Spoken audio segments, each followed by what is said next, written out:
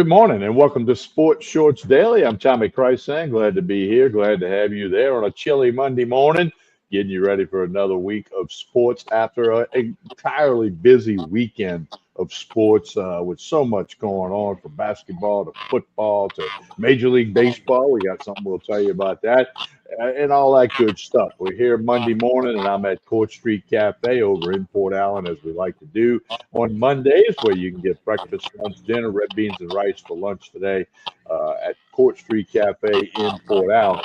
And today on the show, pinch hitting for Ronnie Rantz, Hunter McCann, WBRZ Best Bets. He's making you money. Hunter, good morning, sir. How are you?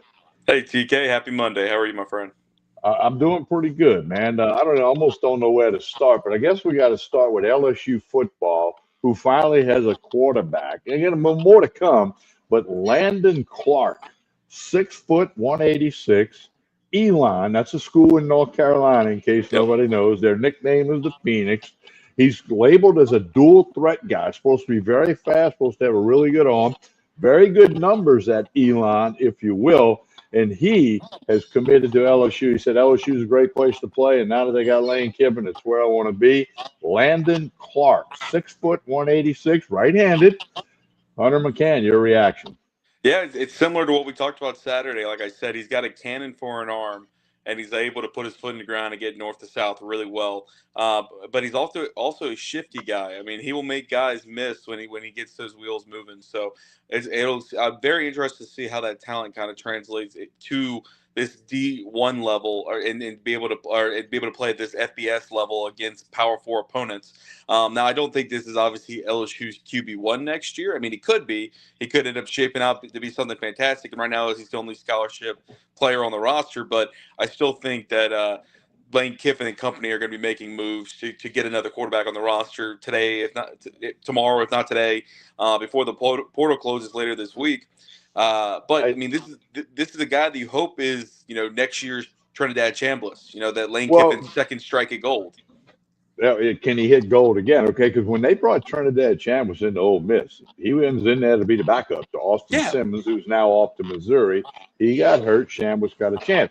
And Kiffin was quoted back in September with talking to one of the TV crews, where do you see this backup guy we got? Well, when they had to turn to him, it worked. Okay, he came from Ferris State, where he won a national title.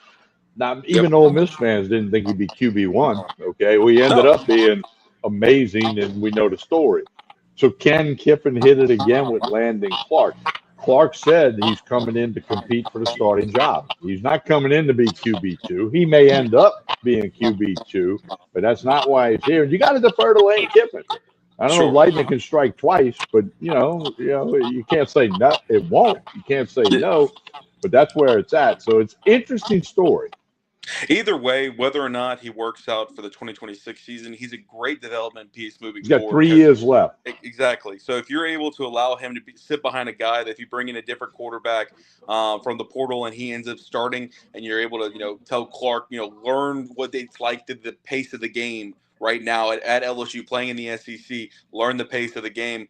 It'll help you for next season. He could end up being the 2027 starter. You have no idea. But right now, it's a great talent to have on the roster because he has all the attributes to be a high-level caliber quarterback, even in the SEC, even coming from Elon. It's just Lane Kiffin's got to – I think the untapped potential is there even more so. But if you go watch video on him, TK, he's extremely impressive.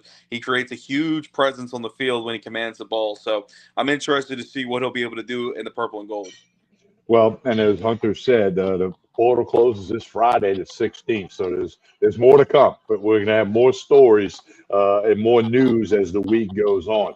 Hunter McCann, the wild card weekend. One more game, 5 games in the books. One more tonight. Houston Texans at the Pittsburgh Steelers. A lot of storylines there, but quite a wild weekend on the wild card weekend. It probably, and this is saying a lot, but probably was the best wild card weekend ever in the NFL. They had the most fourth quarter lead changes across the first 4 games in the wild card than ever. It was a back and forth contest in almost every game, including what ended up we thought was going to be a blowout between the Packers and the Bears storm all the way back and ruined my bet because I, of course, took the Packers to win that game. A rough way to end Saturday, but it was such an entertaining weekend. The Bills-Jaguars went back and forth. Even the Patriots and Chargers game was a pretty close one up until the fourth quarter where the talent of the Patriots kind of pulled that one away. And then the 49ers got the upset just like I thought they would against the defending champs, the Eagles. So now tonight it'll come down to the Texans and Chargers, and I think that's going to be another defensive slugfest between two very stout defenses where I talked about Saturday, the Texans like to settle for a lot of field goals, and the Steelers struggle to move the ball consistently, apparently, unless they're playing in the fourth quarter against the Ravens, and Aaron Rodgers looks like he did 10 years ago. So we'll see what the prime vet looks like tonight, because I think that'll be the difference maker of whether or not the Steelers can get an upset in this one. They're 3-point dogs tonight on Monday Night Football. Two well-coached teams. We know Mike Tomlin. If they lose tonight, would they make a change in Pittsburgh? He's been there a very long time. And as we talked about on the radio Saturday, I like D'Amico Ryans, the coach for the Texans. He could be like the next Mike Tomlin, the guy that stays 12, 14, 15 years where he's at and have a great run. Tomlin never has had a losing season. Okay, Well, never. You got to look at that. I mean, and Ryans has gotten Houston Texans kind of quietly, if you will, have become a very good football team. And he was a linebacker, and they played defense like crazy. Well, and I know we both like the Texans tonight, Tommy, but I don't know if you know this, but under Mike Tomlin, the Steelers never have lost on a Monday night. When they play on Monday night, under Tomlin, they have never lost. So that will be an interesting tidbit to remember tonight. And like I mentioned Saturday, I mean, you don't know. This could be the final game for Aaron Rodgers if they don't win tonight. Well, as you know, I worked in Vegas with my old partner Dave, who's no longer with us. He would say the odds, the gambling gods say they're going to lose because it's Monday night. Okay, so I didn't know that till you just brought that up. That's a good one there, Hunter McCann. So lots still going on in the NFL, and then the divisional round next week will be wild and crazy. Going to be real good. Hunter, let's shift gears, if you will. Alex Bregman. Yeah. A 5-year, $35 million a year deal with your Chicago Cubs. Your reaction? Well, last year when they didn't land him, it was because of the price tag, and I thought also probably the longevity of the contract. I was pretty surprised by the 5-year mark on the contract.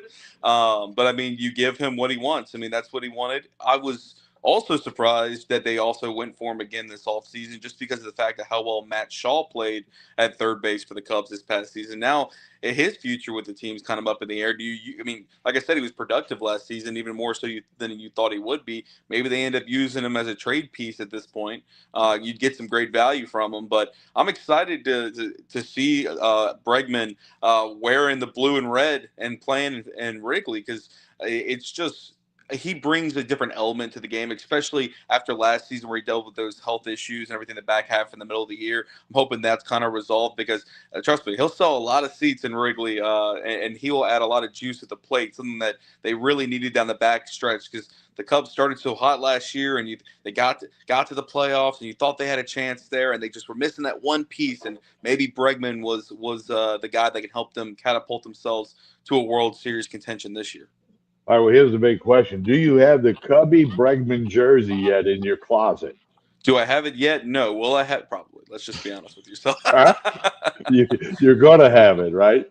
Look, I'm planning to go to Chicago for a bachelor's trip. A friend of mine's getting married come March. Oh, I thought you were getting married. You're not getting married? Not me. No, not me.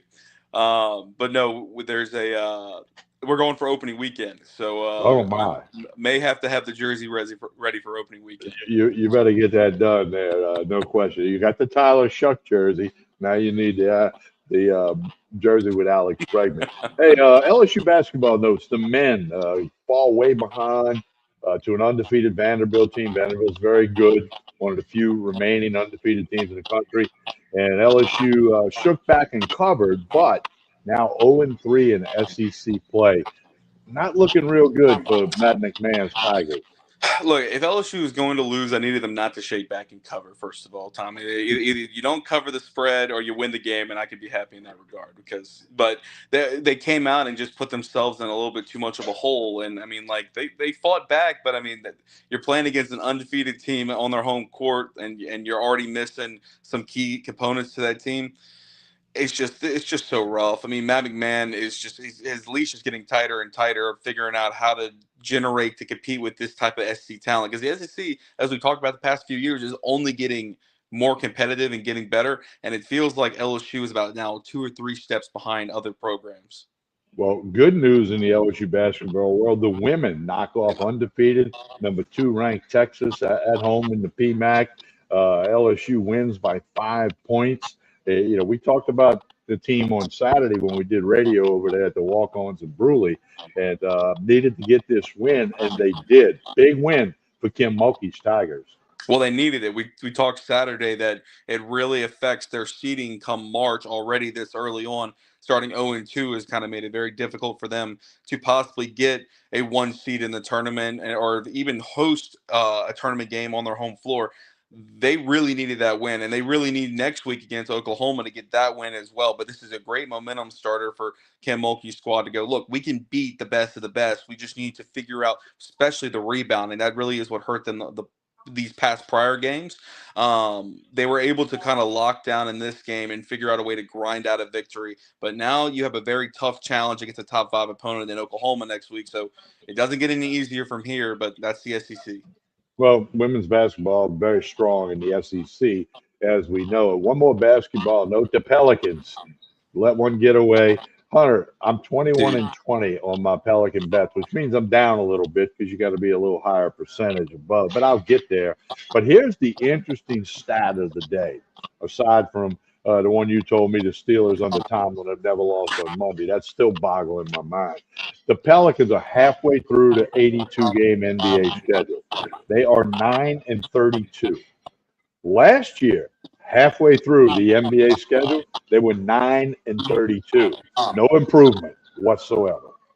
And talking about that game against the Magic, the Magic came out swinging hard. They fell behind, and the Pelicans fought all the way back and had their foot on their throats and let the Magic get up and whoop them. I mean, they can't finish a game. I mean, they can't. There's so many positions where they probably could have 5 or 6 more wins on the year, which, by the way, I don't have the numbers in front of me, but they're only like 8 games back from a play-in spot right now. That's how bad everybody on the back half of their conference is playing this year. I mean, but that's beside the point. Pelicans aren't doing anything this season. And like you said, there's no improvement. But they just don't know how to finish games, TK. They get themselves in a good position to maybe pull off an upset, and they just completely fumble. And it's something that they've been doing the last 4 years. So nothing has changed. You don't have a first round pick this year, which sucks. I get it. You spent it to get Derek Queen, who's been fantastic for you, probably been the highlight of this team this season. But it just sucks that even with that component, he's not the end all be all. You need more pieces around him to have any type of success. And so it's a very, very bleak future for the Pelicans. All right, let's talk college football. One more game to be played 1 week from tonight. Indiana, Miami, in Hard Rock Stadium down there just north of Miami. It's where the Hurricanes play their home games, the Indiana Hoosier story. Everybody's well aware of that story now. Hunter, I'm going to agree with what you said Saturday on the radio. Indiana's going to win. The question is by how much. The point spread has jumped up, which you accurately predicted. I've seen 8.5. I've even seen 9. Yep. But it's 1 week from the night, so we'll talk about it this week on radio and next Monday certainly. But I think Indiana, they can start engraving the trophy. Okay, I'm gonna say it. Start putting Indiana Hoosiers down as national champion because I don't think they can lose to Miami. It would take a perfect performance from Cristobal's Miami Hurricanes. I mean, they would have to play almost perfect, similar to how they played against Ohio State, but they had to play 4 quarters of that. They really did. They almost were perfect in the first half, which set them in a good place to finish that game in the first round. But for Indiana, I mean, they just are a well-oiled machine. If Fernando Mendoza would have to play the worst game he has played in his career, in my opinion, for Miami to have a chance. But we'll see. It's in the Hurricanes' backyard. Maybe that changes something. But I can tell you already, and we talked about it Saturday, I'm all over Indiana. I think the line's probably going to close about where it is right now. I don't see it jumping above that 9.5 mark because people are going to, if it jumps above 9.5, people will be buying back on Miami and it'll fall right back to 9.5. I took it right when it opened. I bought a point, got it at 6.5, took it at 7.5 as well. But I think this is the Hoosiers thing to lose, and I don't see how Kurt Zanetti or that company fumbles this away. Well, final topic. Tomorrow is January 13th, okay? And that will be 1 month away from the February 13th LSU baseball team beginning their 2026 season at home against the Milwaukee Panthers. A 2 o'clock game on Friday the 13th. Oh, who knows, right? But a lot of people, especially as basketball, the men are struggling. Looking forward to Jay Johnson and LSU baseball. High expectations, #1 in the country, and one of the polls, 4 or 5 more polls to come. I, for one, very excited about the beginning of LSU baseball. Yeah, we'll see how pressure handles for this team, but you got a lot of starters from last season, especially at the position players coming back to create a core foundation for this team to kind of take that experience from Omaha and catapult themselves back there. So it hasn't been too much on Jay Johnson's shoulders yet. I don't see how it would be again. He's won 2 national championships in 3 years with the Tigers. So maybe start getting ready for number 9. I don't know, but first you gotta get the season underway against Milwaukee and go from there. All right, Hunter McCann. Before we get out of here, tell everybody about how they can keep up with you. Of course, you remember Team Sports Shorts with being here today, pinch hitting for Ronnie Rantz, and Sports Shorts Radio on Saturday mornings. Where this Saturday will be at Mr. Carter's Barbershop down in Prairieville. So I want people to come check that out. But Hunter, tell people how they can keep up with you, including your new X account.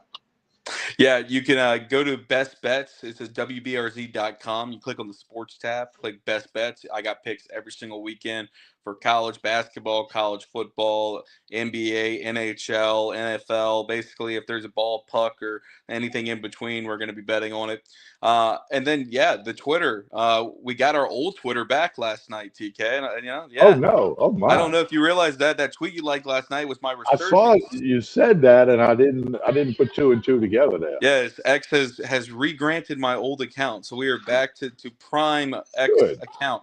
So that's going to be McCann_Hunter. McCann_Hunter. Give me a follow. Yes, lost it for 2 months, but we are back and doing well. All right, Hunter McCann, we appreciate you pinch hitting for Ronnie Rantz, as you've done before, and we'll probably have to do again one day. We know Mr. Rantz has a busy schedule. Hunter, thank you so much, and we will visit again soon. Thanks, TK. I appreciate it. All right, and don't forget about Court Street Cafe. Breakfast, lunch, dinner, 7 days a week, right here in Port Allen, 5 minutes over the Mississippi River Bridge. You can be in the parking lot at Court Street Cafe here in Port Allen. Follow them on Facebook and Instagram. They do a great job with lunch specials, dinner of the week. Got the full-service bar right behind me. Court Street Cafe, Port Allen. And whether you're watching on YouTube, Facebook, or X, like and share this show. We're going to put up some AI clips of Hunter McCann and I talking about the LSU quarterback a little bit later today. Hey, Hunter, you have a great day. Thank you. You too, TK. Have a good one, man.